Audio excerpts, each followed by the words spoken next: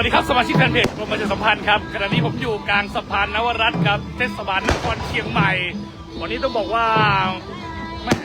กิจกรรมดีๆเกิดขึ้นที่นี่ครับจังหวัดเชียงใหม่ชมที่ไหนทักทายเข้ามาได้ครับส่วนแฟนเพจกรมประชาสัมพันธ์ข้อมูลข่าวสารจากกรมประชาสัมพันธ์เชื่อถือได้ 100% ครับมหาสงกรานต์ครับวันนี้มีการแห่พระแวดเวียงเชียงใหม่ไปติดตามชมบรรยากาศพร้อมกันครับพวกเราฝากช่วยกันแชร์ครับชมที่ไหนทักทายเข้ามาต้องบอกว่าวันนี้ยิ่งใหญ่จริงๆครับที่เชียงใหม่เริ่มแล้วครับงานสงกรานต์ 2568 สดผ่านเพจกรมประชาสัมพันธ์นะครับข้อมูลข่าวสารจากกรมประชาสัมพันธ์เชื่อถือได้ 100% ชมจากไหนทักทายเข้ามาหน่อยแล้วมาเราจะดูว่าขบวนแห่นะครับพุทธศรีหิงแวดเวียงเชียงใหม่นะครับมาถึงด้านหลังเราแล้วเราอยู่กลางสะพานนวรัตน์นะครับข้างๆของจวนผู้ว่าราชการจังหวัดเชียงใหม่มาแล้วจ้าตรงไหนทักทายมาไปชมบรรยากาศสดพร้อมกันนะมาแล้วครับประเวณีปีใหม่เมืองนะครับเมืองเชียงใหม่ 2568แหมสวยสดงดงามจริงๆครับชมจากไหนทักทายเข้ามานะโอ้โหนี่เราจะมอดซุ้มประตูที่สะพานนวรัตน์นี่นะนี่ฮะเทศบาลนครเชียงใหม่งานใหญ่แบบนี้กรมประชาสัมพันธ์เรานะครับมาที่จังหวัดเชียงใหม่ครับพาทุกท่านมาชมความงามครับของประเวณีปีใหม่เมืองประจำปี 2568 ครับมาไปพร้อมๆกันครับนี่อันนี้เป็นตัวล้านนานะตัวเมืองนะครับต่อไปเนี่ยเป็นตัวภาษาอังกฤษนะครับเชียงใหม่สงกรานต์เฟสติวัล 2525 ฝากช่วยกันแชร์ครับใครแชร์แล้วกด1ให้มีชื่นใจหน่อยแล้วไอ้มีเอามือถือมาเครื่องเดียวนะวันนี้อีกเครื่องกลัวเปียกน้ำตรงนั้นแชร์คนเดียวไม่ได้นะฮะงดงามจริงๆครับสดจากจังหวัดเชียงใหม่นะฮะสวัสดีพี่วินัยนะครับบอกว่าชมอยู่โคราชสวัสดีครับเข้าเสียงชัดเจนดีไหมครับพี่ครับ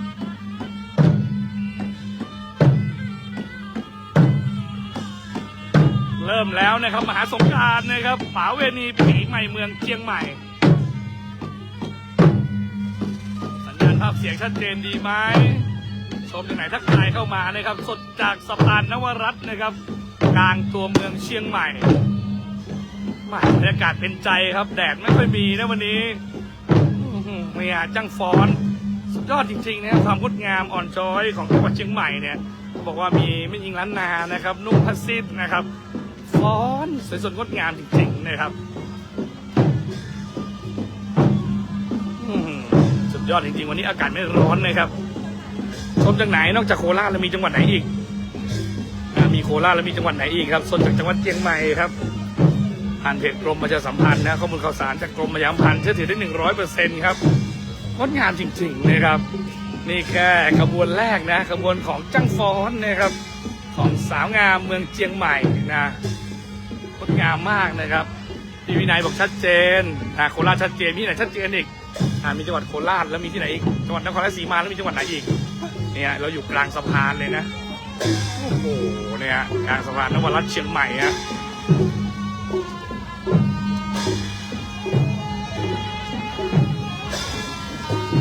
ต้องบอกว่าสุดยอดจริงนะดูอยากได้เห็นบรรยากาศความงดงามของเชียงใหม่นะฮะโอ้ในกลางสะพานนะในน้ำปิงสุดยอดนะบรรยากาศเชียงใหม่ดูฮะช่วงนี้ฟ้าใสไร้หมอกควันนะครับฟ้าเชียงใหม่ใสมากนะนี่มากับพี่สิงห์นะทีมสำนักงานนะครับประชาสัมพันธ์ที่ 3นะครับกรมประชาสัมพันธ์ฝากช่วยกันแชร์จ้ะดูจังฟ้อนด้านหลังโอ้โหงามจริงๆนะคุณไผ่ทองบอกว่าจากขอนแก่นงดงามจริงๆงดงามจริงๆสวัสดีครับแม่ครับมาจากอำเภอหยางอำเภอเมืองสันผีเสื้อแล้วนี่เหรอจากที่ไหนลูกสันกำแพงโอ้โหสันผีเสื้อสันกำแพงงดงามแล้วดูท้องฟ้าที่เชียงใหม่วันนี้อยากให้ท่านได้มาสัมผัสความงามที่นี่จริงๆนะครับสดจากจังหวัดเชียงใหม่ครับผ่านเพจกรมประชาสัมพันธ์ข้อมูลข่าวสารจากกรมประชาสัมพันธ์เชื่อถือได้ 100% มาแล้วจ้าเดี๋ยวเราตามไม่ยิงล้านนาไปก่อนนะดูฮะเนี่ยนุ่งสิ้นนะใส่เล็บนะโอ้โหยอดนะอากาศดีฮะเชียงใหม่วันนี้เนี่ยสดจากสะพานนวรัตน์นะครับจังหวัดเชียงใหม่ มีขอนแก่นมีโคราชแล้วมีที่ไหนอีกนะ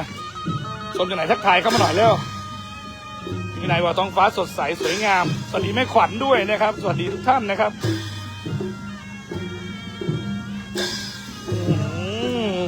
นี่มุมนี้สวยเลยนะสวยเลยมุมนี้ขบวนแห่พระพุทธสีหิงนะครับเนี่ยอันนี้คือดนตรีล้านนานะโอ้มีปีนะครับสวัสดีแม่ซิมด้วยนะฝากช่วยกันแชร์นะครับ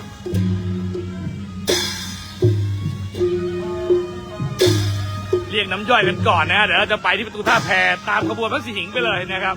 ตามขบวนพระสิงห์ไปเลยฮะขบวนแห่พระพุทธสีหิงและขบวนพระรูปสำคัญนะครับในป่าเวณีปีใหม่เมืองนะครับขออนุญาตอุ้กับเมืองได้ก่อนนะสวัสดีครับพี่น้องครับชมจากทางใดตักทายกันเข้ามาเนอะผ่านเพจกรมประชาสัมพันธ์ครับข้อมูลข่าวสารจากกรมประชาสัมพันธ์จะถือได้100%นะมาแล้วจ้าโอ้โหงดงามจริงๆนะฮะงดงามมากงดงามมากนี่ฮะโอ้โหพี่กิ้งนะเขาบอกว่าจะเอาเกงช้างแจกด้วยสวัสดีครับนี่โอ้สวัสดีครับสวัสดีครับนี่ทีมงานของประชาสัมพันธ์จังหวัดนะครับเอาอยู่ครับเอาอยู่เนาะโอ้สุดยอดจริงๆฝากช่วยกันแชร์เนี่ยเป็นขบวน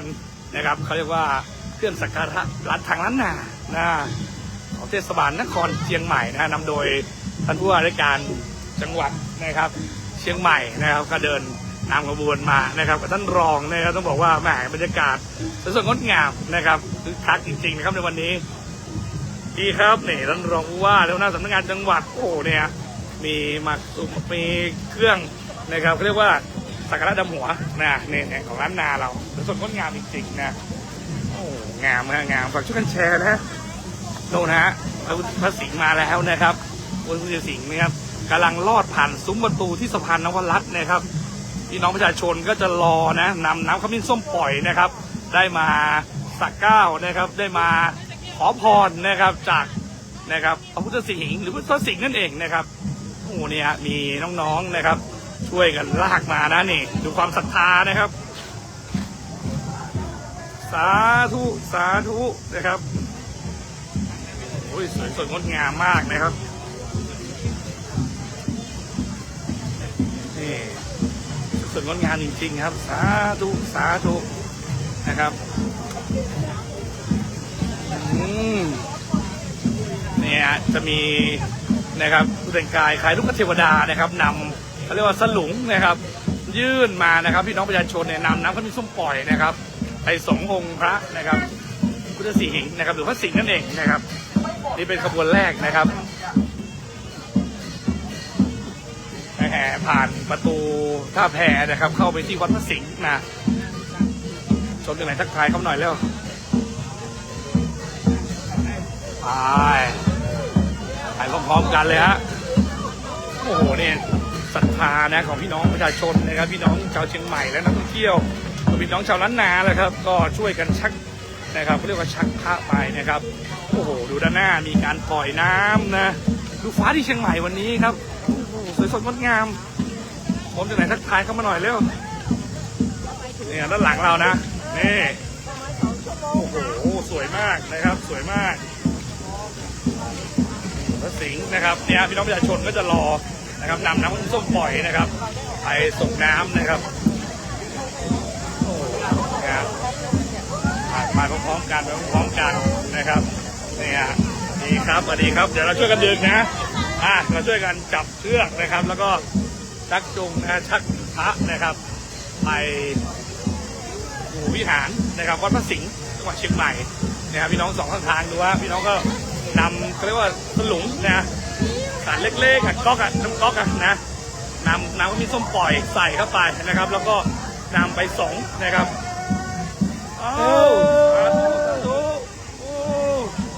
สุดยอดจริงๆนะครับเป็นคดีงานของจังหวัดเชียงใหม่เลยครับ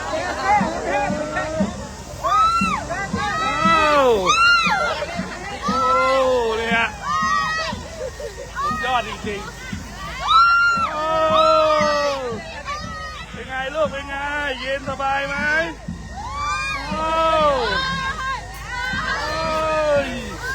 ชุ่มเย็นฮะต้องบอกว่า เป็นแหมประเพณีที่ทำสืบทอดกันอย่างยาวนานครับโอ้ยสัญญาณภาพเสียงชัดเจนนี่มาตอนนี้เรากำลังผ่าเขาเรียกว่าสายน้ำนะครับที่ทางเทศบาลนครเชียงใหม่เนี่ยได้เปิดลงมานะโอ้โหเย็นสบายครับชุ่มฉ่ำเลยนะครับคนไหนฝากช่วยแชร์ด้วยนะ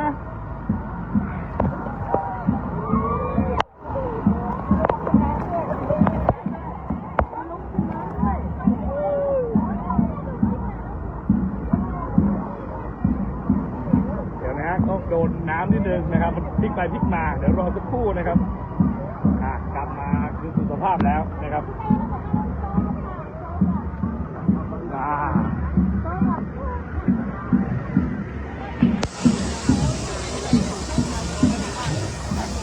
งดงามมากเลยครับงดงามมากแล้วความศรัทธาพี่น้องประชาชนนะครับแท้ๆนะครับต้องบอกว่าเป็นกิจกรรมที่สร้างความสมัครสมานสามัคคีนะครับ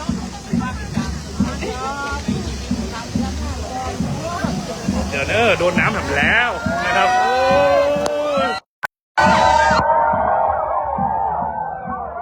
โดนน้ำเป็นระยะนะครับยอดแท้ๆเลยครับสวยงามฮะพี่น้องประชาชนก็นำน้ำที่ส้มปล่อยนะครับไปใส่ในสลุงนะครับแล้วก็ทางผู้แต่งกายคล้ายลูกเทวดาก็จะนำขึ้นไปส่งน้ำนะครับโอ้โหบรรยากาศเป็นไปด้วยความสนุกสนานนะครับแล้วก็ด้วยศรัทธาแหละครับ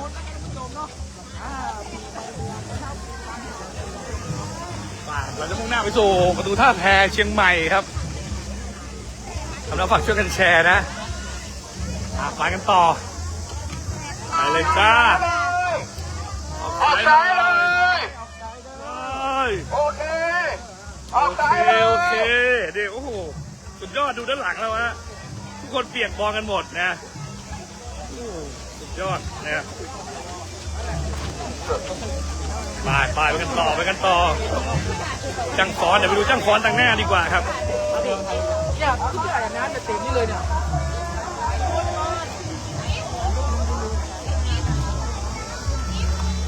โอ้ยดูคนอยากให้เห็นคนนะที่เชียงใหม่เดี๋ยวไปดูที่ท่าแพนะว่าคนจะเยอะขนาดไหนเนี่ยฮะดูพี่น้องประชาชนนะความศรัทธานะครับวัดนะครับต่างๆนะครับพระต่างๆนะพุทธรูปต่างๆจากหัววัดต่างๆนะก็ได้นำมาแห่แวดเวียนเชียงใหม่นะพี่น้องประชาชนได้นำน้ำที่ส้มปล่อยนะครับมาสักการะนะครับในช่วงเทศกาลประเพณีปีใหม่เมืองนั่นเองนะฮะโอ้ดูคนนะว้าวนี่นะฟอนอยู่ข้างหน้าคุณนะนะครับนี่อันนี้เป็น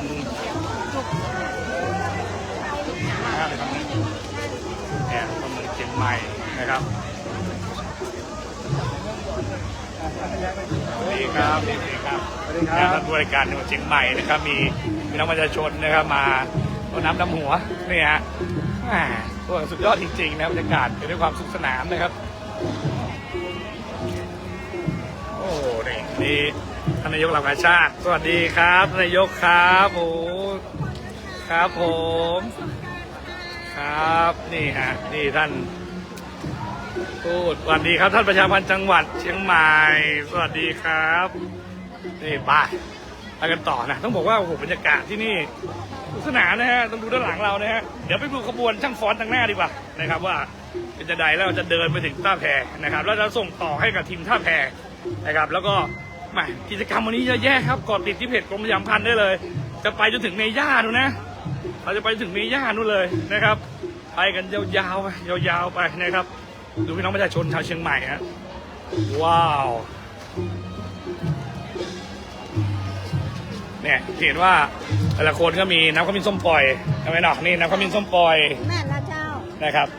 แสดงมันร้อนตั้งแต่กี่โมงแล้วแม่บ่ายโมงมากูปีก็มากูปีชื่ออย่างครับแม่ชื่ออย่างแม่ฟองจันมาจากบ้านไหนแม่สารปีมากี่ปีแล้วออกมากี่ปีแล้วมาส่งน้ำผู้สิหิงนี่ตั้งแต่เป็นละออนล่ะบรรยากาศมันเปลี่ยนไปก่อนตั้งแต่ละออนถึงปัจจุบันเนี่ยมาเดี๋ยวอายุเท่าไหร่แล้ว42ได้ก่อน อ๋อ75หน้ายังหนุ่มอยู่ เป็นไงบรรยากาศมันเหมือนเดิมกว่ามันเปลี่ยนไปเรื่อยๆอ่ะความยิ่งใหญ่เหรอแต่ก่อนยิ่งใหญ่กว่านี้หน่อยโอ้แต่ก่อนคนมากเนาะแต่ก่อนลงน้ำปิงกันเนาะโอ้ครับแม่นั่นหนึ่งเนาะแต่ก็ยังสนุกสนานเหมือนเดิมอยู่พอได้อยู่พอไปได้ ครับอ่ะครับโอเคนี่นะก็มีส้มปล่อยในมือในแต่ละคนเนี่ยมีส้มปล่อยเตะมดนี่ท่านผู้ว่าราชการจังหวัดเชียงใหม่นะครับก็นำขบวนมานะครับก็มีพี่น้องประชาชนก็ร่วมกันนำหัวนะครับท่านผู้ราชการจังหวัดเชียงใหม่ด้วยนะครับด้านหลังโน่นสีหินนะครับพระสิงห์นะคือคักบรรยากาศแหมต้องบอกว่าสนุกสนานจริงๆดูด้านหลังเราเปียกฮะทั้งหมดเปียกหมดนะไม่เปียกไม่ได้นะนี่ทีมงานประชาพันธ์จังหวัดเดี๋ยวรอชมรูปสวยๆนะครับประชาพันธ์จังหวัดเชียงใหม่เดี๋ยวรอชมรูปสวยๆงามๆนี่จะพี่เกมนะรอดูรูปสวยๆจะพี่เกมได้นะครับนี่พี่เกมถ้ากล้องไม่พังซะก่อนนะส่วนผ่านเพจกรมประชาสัมพันธ์ครับข้อมูลข่าวสารจากกรมประชาสัมพันธ์เชื่อถือ100%เดี๋ยวจะไปท่าแพกันช่วยกันแชร์แล้วเนี่ยดูพี่น้องประชาชนที่มารอกันโอ้ยนี่โอ้เยอะจริงๆเนี่ยหน้าวัดอันนี้ก็หน้าวัดอุปคุตมหาสวัสดีครับขอบคุณครับขอบคุณครับนี่น้ำขมิ้นส้มปล่อยโอ้ยสุดยอดแต่นะครับหอมเนาะใส่อย่างห้องข้างในมีอย่างห้องน้ำอกน้ำใจค่ะนี่มันตัวมันหอมเนาะเตรียมขันใส่ใจลงไปตัวเองก็ใส่ใจลงไปตัวเองเนาะมาจากบ้านไหนครับพี่มาจากบ้านไหนจากหนองจอกแม่โจ้บุญเนาะมากูปีก่อนนี่มากูปีเลยเนาะโอ้สาธุอนุโมทนาบุญครับสาธุนี่ฮะโอ้นี่สุดยอดแท้ละนะครับแม่เนี่ยบรรยากาศตรงโหนุ่นดูท่าแพดิน่าดูนะ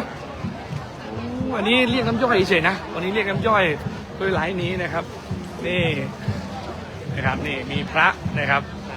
พระอุปคุตนะครับพระอุปคุตนะขอทางหน่อยนะครับตรงกลางนะคพรับระอุปคุตนะมีพระอุปคุตนะครับหน้าวัดอุปคุตนะครับเชียงใหม่ดูนี่ฟ้าสวยนะครับฟ้าใสไหลหมอกควันนี่เดี๋ยวรอชมรูปสวยๆน้องชายมาเองนี่รูปสวยๆนะมีรูปสวยๆเยอะไหมวันนี้เยอะครับเทียบนะส่งให้พี่ด้วยนะใช่ครับผมแต่ส่วนงดงามนะครับขบวนก็เคลื่อนมาเรื่อยๆนะครับเนี่ยพี่น้องประชาชนก็สักการะนะครับนำน้ำนะครับขมิ้นส้มปล่อยนะครับใส่น้ำอบน้ำหอมต่างๆนะครับมาส่งน้ำพระกันมีทั้งชาวไทยและชาวต่างชาตินะครับยุโรปอเมริกาโอ้มากันหมดต้องบอกมาหมดจริงๆนะโอ้โหสุดยอดจริงๆสวัสดีครับสนุกสนานเดี๋ยวดูว่ากับพระพุทธนะครับพระพุทธ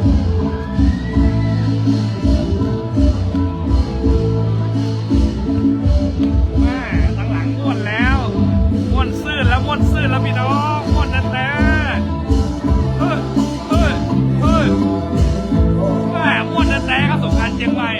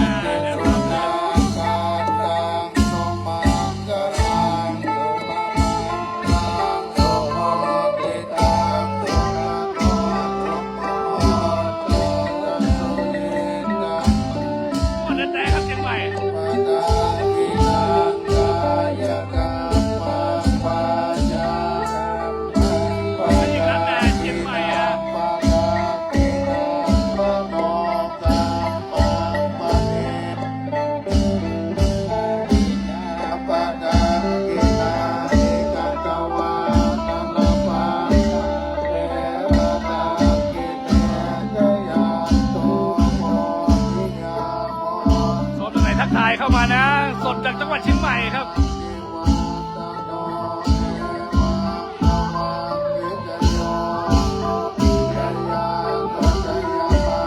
ขบวนส่งน้ำพระพุทธสีหิงนะครับที่จังหวัดเชียงใหม่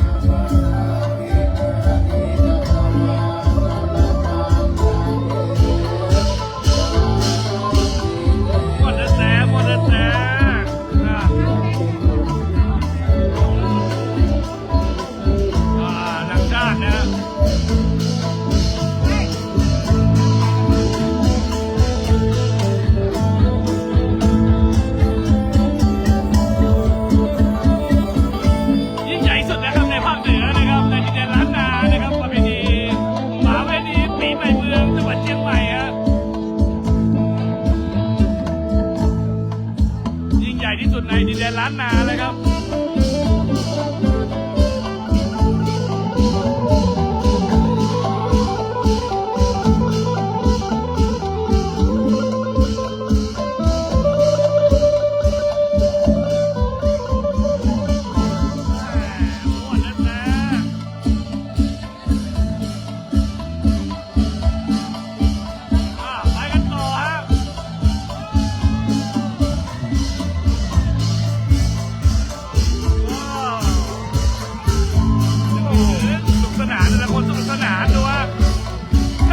การเฉลิมฉลองครับ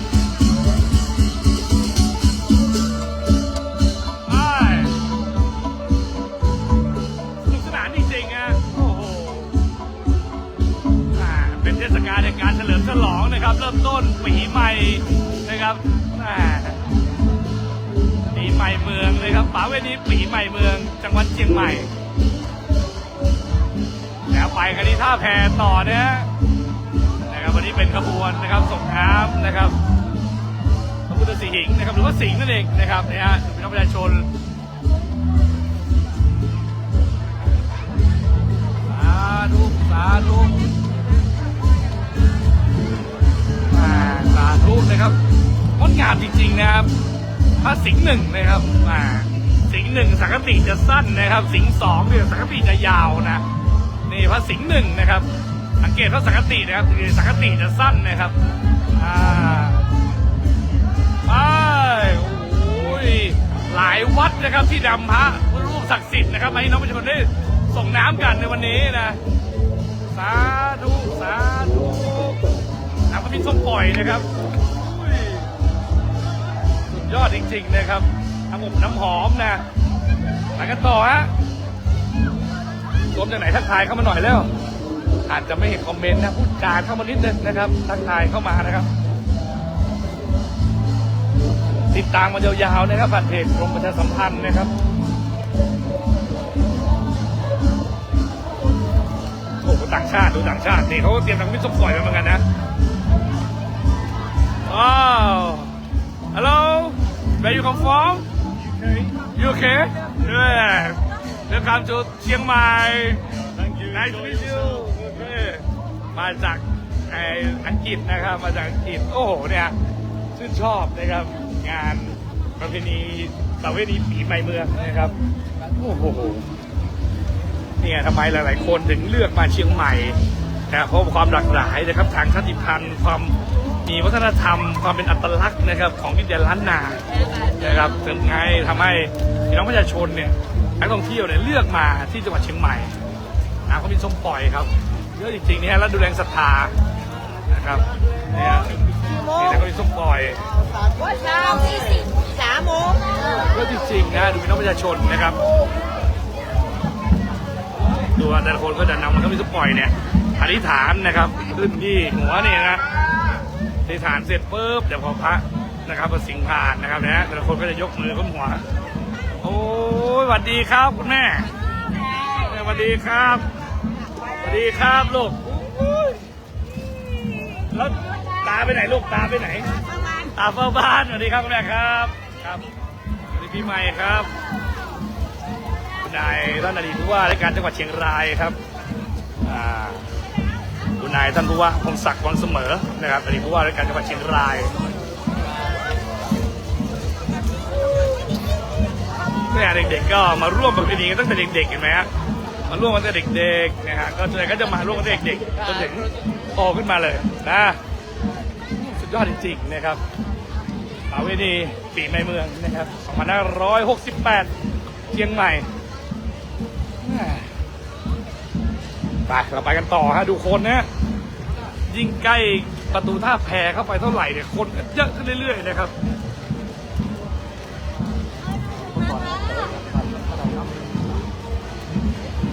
โอ้โห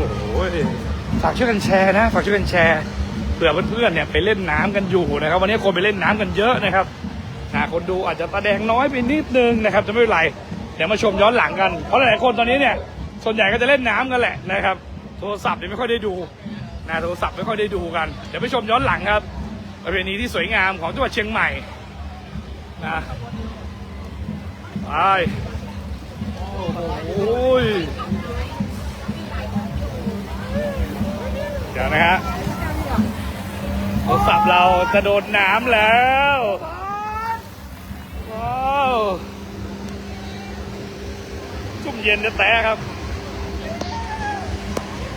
โอ้ชุ่มเย็นนะครับสดจากจังหวัดเชียงใหม่นะครับจากประตูนะครับจากสะพานนวรัตน์นะครับมุ่งหน้าประตูท่าแพเชียงใหม่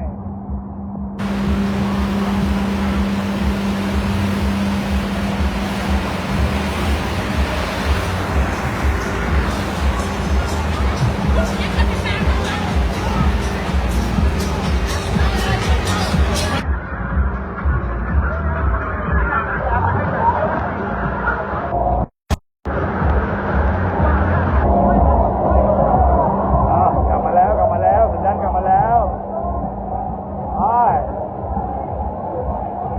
โอ้โหเนี่ยยอดจริงๆนะคนไหนทักทายเข้ามาหน่อยครับสวยงามจริงๆนะครับเราที่ฟ้าสวยด้วยนะครับฟ้าสวยด้วยนะมีถ่ายรูปผมยังถ่ายรูปยังสวยมากเลยสวยมาก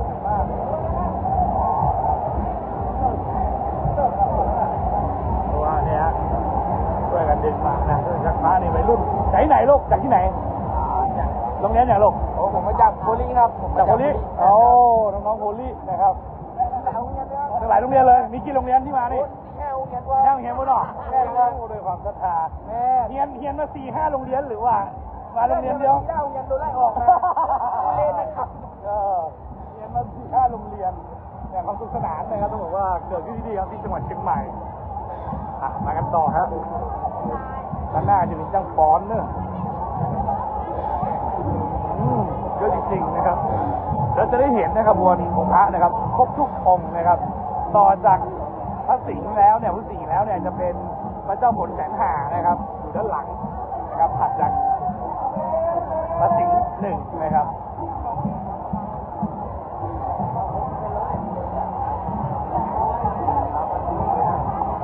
มากเลยนะครับสาธุนะครับมีลมเย็นเป็นโชคนะครับปีใหม่เมืองที่จะมาถึงนี้นะครับ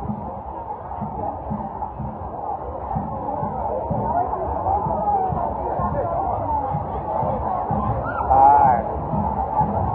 ปกันต่อไปด้านหน้าเลยนะครับดู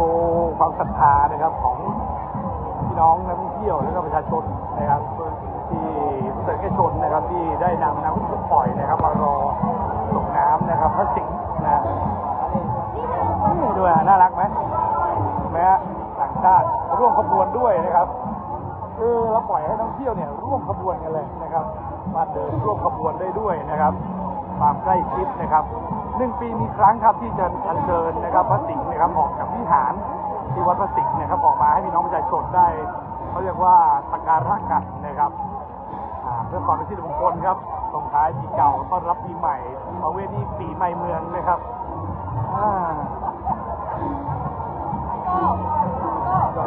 นะครับ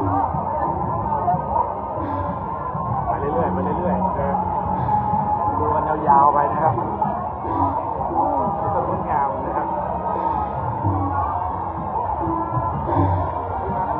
จะมีบางช่วงที่เวลาโดนน้ำเนี่ยมันก็จะกระตุกเป็นบางช่วงนะครับแล้วก็จะกลับมานะครับไปหน้าไปดูช่างฟ้อนนิดนึงช่างฟ้อนก็ฟ้อนไปเรื่อยๆนะครับ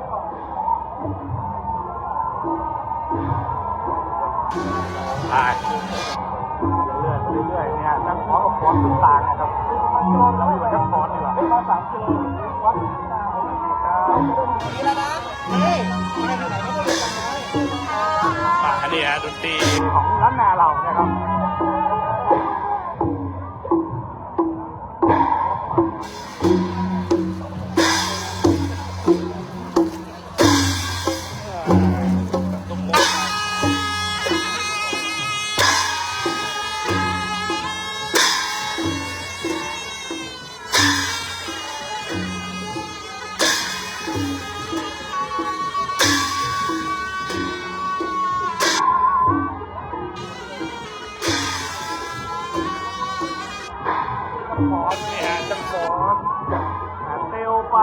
เซลไปกับชุดฟ้อนเป็นตัวเองนะครับเซลตัวฟ้อนตัวเป็นช่วงนะครับ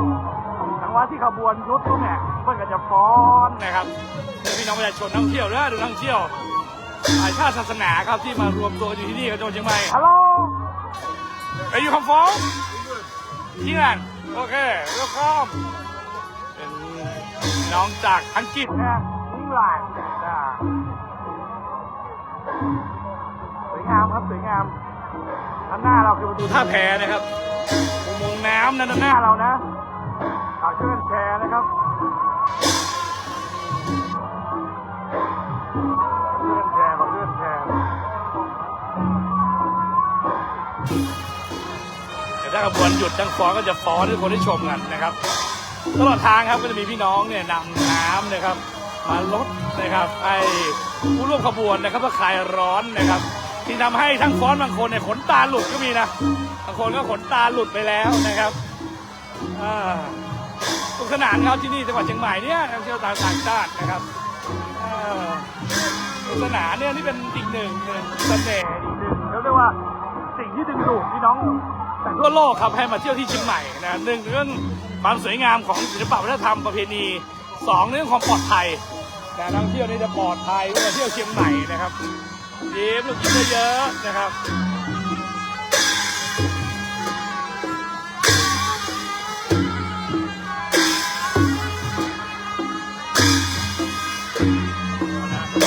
ยาวนะครับ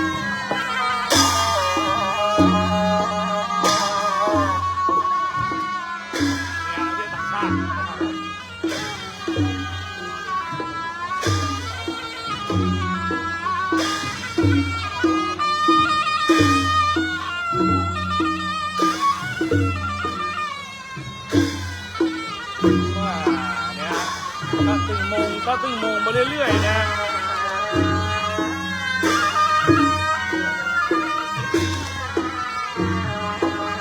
นี่แนวความเป็นล้านนานะครับอากาศดีเย็นสบายนะครับช่วงนี้ฟ้าใสไร้หมอกควันนะพี่น้องฮะ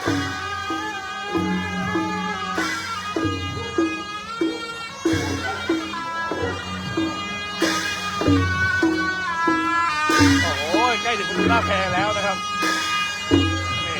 อาจารย์สอนลูกศิษย์ไปด้วยนะไปกันเรื่อยๆอ่ะยาวๆไปเริ่มฟ้อนแล้วต้องฟ้อนเริ่มตั้งแล้วนะเอาแล้วจะเริ่มฟ้อนสักหนึ่งเพลงขยายจัดพื้นที่นะชมความงดงามกันนะครับ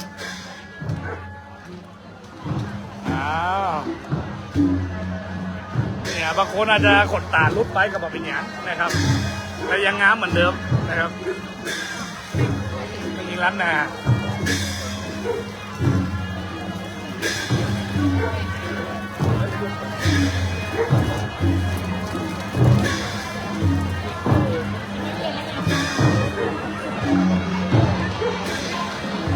งามแต่นะครับ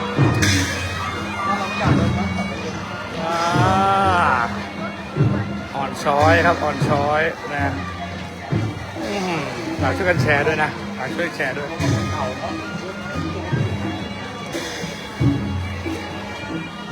งดงามครับงดงามนะช่วงนี้หลายๆท่านเนี่ยอาจจะเล่นน้ำกันอยู่ฝากแชร์ไปหน้าเพจหน้าเฟซตัวเองนะครับหลายคนตอนนี้ไม่ได้กำมือถือหรอกนะครับเพราะว่าต้องบอกว่าเล่นน้ำกันอยู่แหละนะครับวันนี้เป็นวันแรกนะครับ13 14 15นะสนุกสนานกันครับเป็นเทศกาลแห่งการเฉลิมฉลองนะครับตอนนี้กำลังมุ่งหน้าไปที่ประตูท่าแพเชียงใหม่ครับ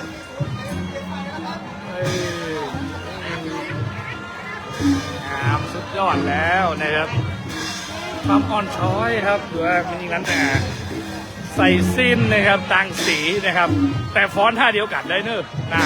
บางคนมาต่างบ้านเลยนะครับแต่ฟอนต์เขาบอกฟอนต์เล็บเชียงใหม่เพื่อนเนี่ยโอ้เป็นฟอนต์เหมือนกันเลยวันดีปีใหม่ครับวันดีปีใหม่ครับพอฟอนต์เล็บเชียงใหม่เป็นฟอนต์เหมือนกันเลยนะอยากให้ทุกคนดูนะด้านหลังแล้วโอ้โหขบวนนี่ยาวนะยาวยาวนะ20 กว่าขบวนครับวันนี้เดี๋ยวนักท่องเที่ยวดีกว่านะ นี่ทั้งชาวไทยและชาวต่างชาตินะครับโอ้โหเชียงใหม่ที่นี่เชียงใหม่ครับงามถึงไหนละ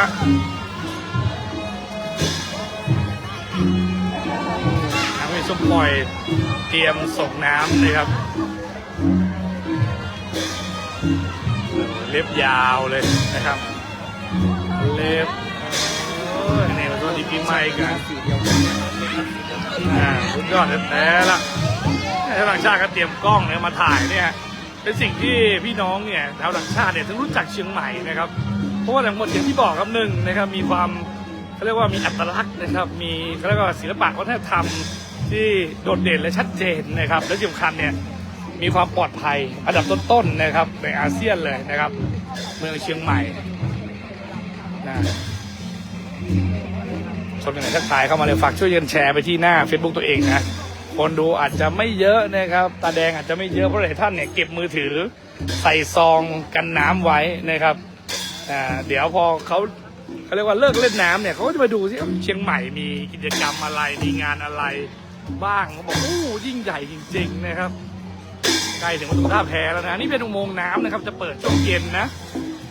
อุโมงค์น้ำเริ่มฟ้อนแล้วนะโอ้โหถ้าถึงโมงนะ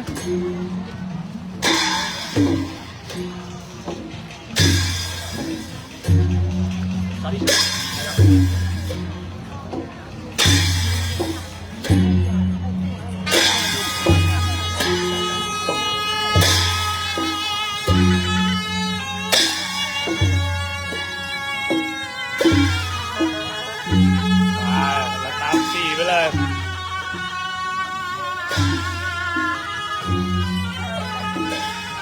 สดจากจังหวัดเชียงใหม่ครับ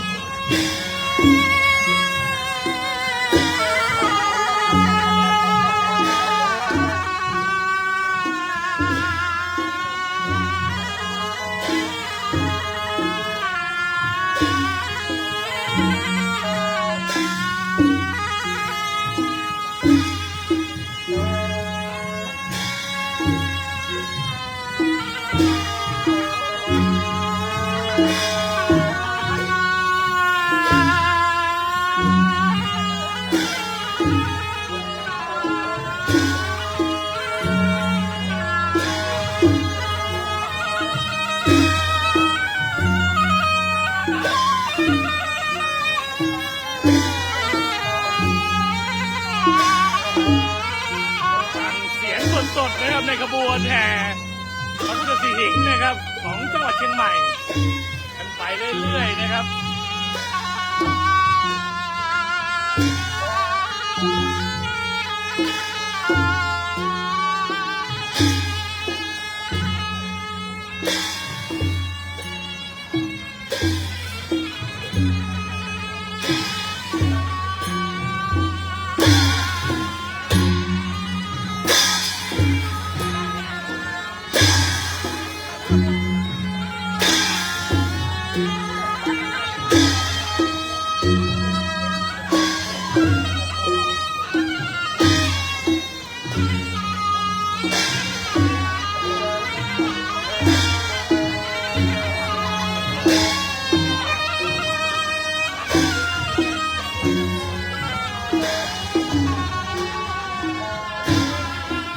ด้านหน้าเราครับเป็นประตูท่าแพครับเดี๋ยวเราดูนะครับตอนที่ขบวนแห่พุทธสีหิงนะครับผ่านเลื่อนผ่านหน้าประตูท่าแพไปพร้อมๆกันครับ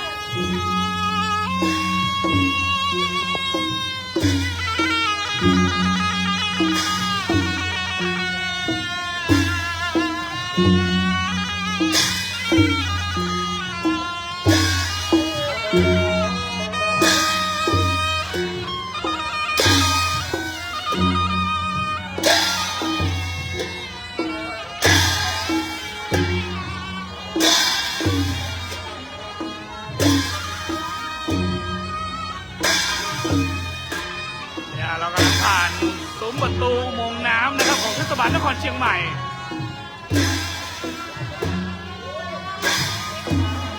สดจากจังหวัดเชียงใหม่ครับโอ้โหงดงามจริงๆนะครับหน้านี่เป็นจ้างฟ้อนนะครับกำลังจะไปถึงประตูท่าแพแล้วนะครับ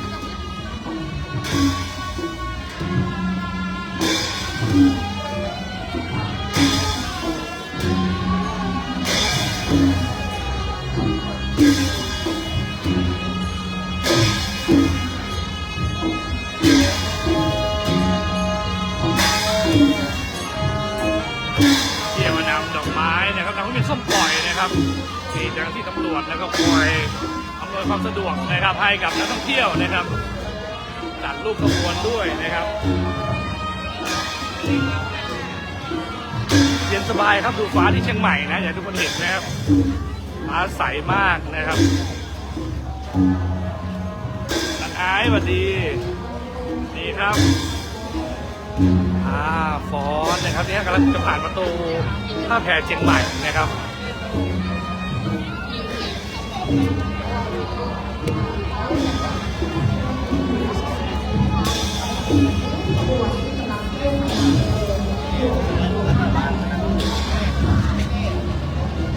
นี่ขบวนกำลังเคลื่อนผ่านประตูท่าแพเชียงใหม่นะครับนี่เป็นไฮไลท์นะครับเนี่ยพวกนักท่องเที่ยวเยอะจริงๆนะครับเนี่ยสดจากประตูท่าแพเชียงใหม่นะครับขบวนกำลังมานะครับใกล้ถึงแล้วสดจากท่าแพเชียงใหม่ต้องบอกว่านักท่องเที่ยวเยอะจริงๆนะ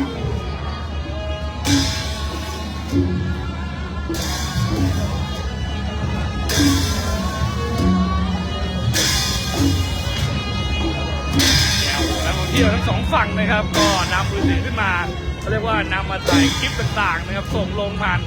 สื่อโซเชียลมีเดียต่างๆนะครับเพื่อเผยแพร่ไปทั่วโลกนะครับ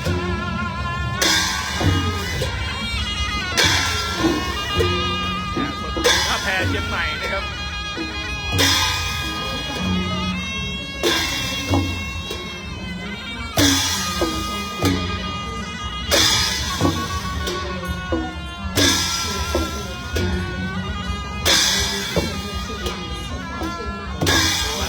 เชียงใหม่นะครับ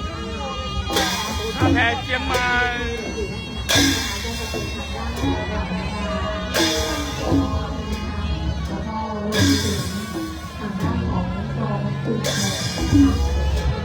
เดี๋ยวเรารอดูนะฮะตอนรับนะครับขบวนต่างๆเคลื่อนผ่านประตูท่าแพเชียงใหม่นะครับ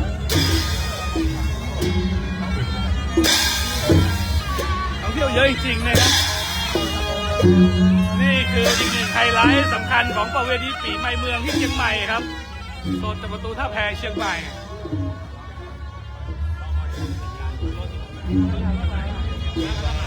เนี่ยด้านหลังเรานะครับประตูท่าแพเชียงใหม่เขาบอกว่านักเที่ยวเนี่ยเยอะจริงๆนะครับวันนี้เดี๋ยวรอสักครู่นะครับขบวนของพระสิงห์นะครับซึ่งเป็นขบวนแรกเนี่ยกำลังจะผ่านเคลื่อนผ่านนะครับที่ประตูท่าแพต่อจากพระสิงห์นะครับเป็นเรียกว่าพระเจ้าขุนแสนห่านะครับโอ้นี่คือห่วงท่าแพนะครับเดี๋ยวรอสักครู่หนึ่งนะครับชมจากไหนทักทายเข้ามาหน่อยแล้วโซนการเปลี่ยนกรมประชาสัมพันธ์นะครับข้อมูลข่าวสารจากกรมประชาสัมพันธ์จะถึงได้100%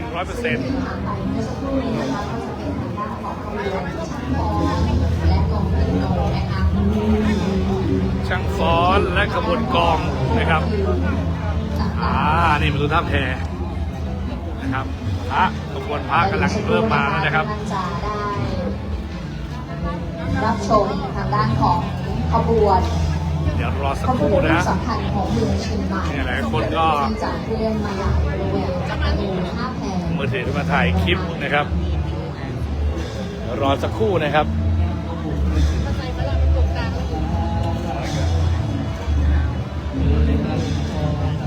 ส่วนขบวนบรรดาจะประกอบไปด้วย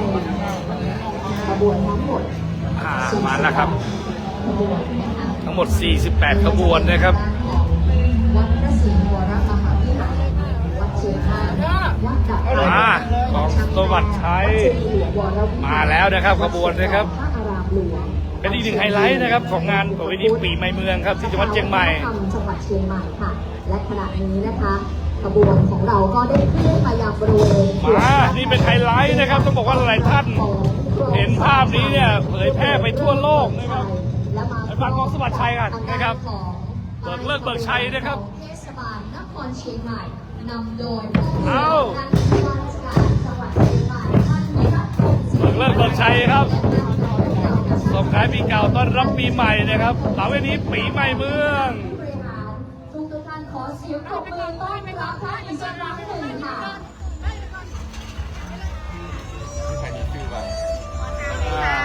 ขอทางหน่อย ขอโทษนะครับ ขอบคุณค่ะของคณะผู้บริหารท่านหัวหน้าส่วนจังหวัดเชียงใหม่และรวมไปถึงเทศบาลนครเชียงใหม่นะคะก็ได้เคลื่อนขบวนมายังบริเวณหัวประตูท่าแพพร้อมทางด้านของคลองสะบัดชัยนั้นก็ได้บรรเลง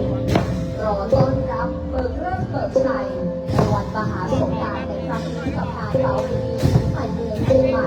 โดยมีทางด้านของท่านพ่อเมืองและท่านแม่เมืองนะคะมาร่วมในงานครั้งนี้ด้วยนะคะแล้วก็รวมถึงท่านหัวหน้าส่วนทั้งหัวหน้าส่วนของจังหวัดเชียงใหม่และหัวหน้าส่วนของเทศบาลนครเชียงใหม่ค่ะ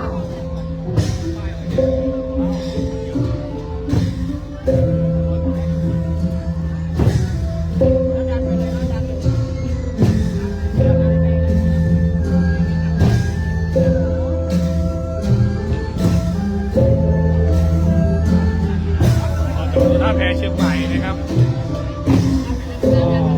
ขบวนพระสิงห์กำลังเคลื่อนมาแล้วนะครับด้านหน้านี่เป็นท่านผู้ว่าการจังหวัดเชียงใหม่พร้อมด้วยนายก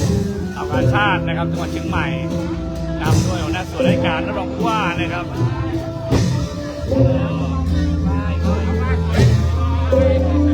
ผู้นี้นะกำลังเคลื่อนผ่านประตูท่าแพนะครับ ส่วนราชการก็จะเป็นทางด้านของขบวนรถบุษบกที่เคลื่อนมายังบริเวณหัวประตูท่าแพนี้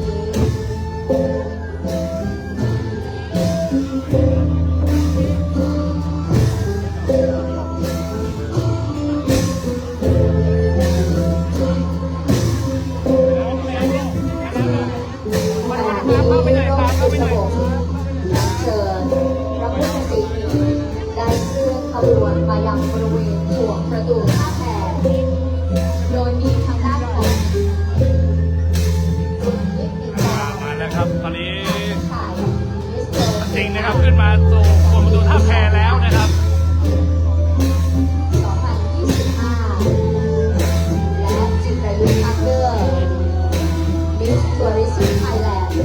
ขยายมาเลยลูกขยายมาเลยขยายมาเลย ได้อย่างเช่นเวลานะคะอยู่บนรถบุษบกของเราในครั้งนี้นะคะซึ่งแน่นอนว่าภาพที่ท่านได้เห็นอยู่ด้านหลังนี้นะคะเป็นรถบุษบกอัญเชิญพระพุทธศรีหิง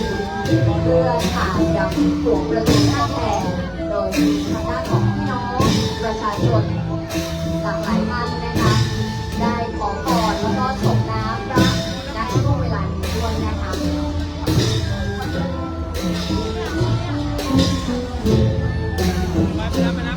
และสำหรับช่วงนี้นะคะ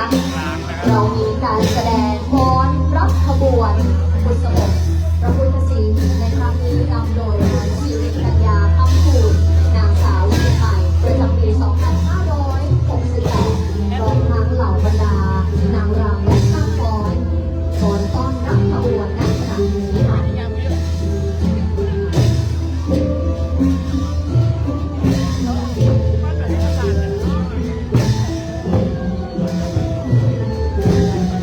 งานจริงอันนี้เป็นขบวนฟ้อนนะครับต้อนรับนะครับขบวนแห่พุทธศรีหิงนะครับแล้วก็พระพุทธรูปนะครับสำคัญนะครับในพื้นที่จังหวัดเชียงใหม่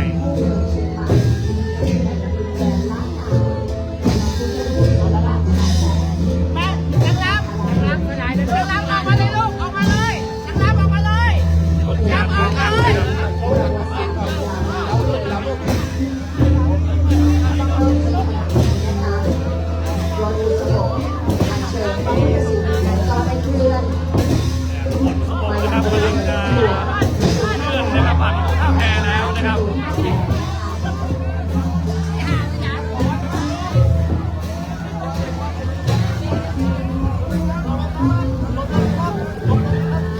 ความเป็นสิริมงคล ตรงนี้รู้สารพูดนะครับ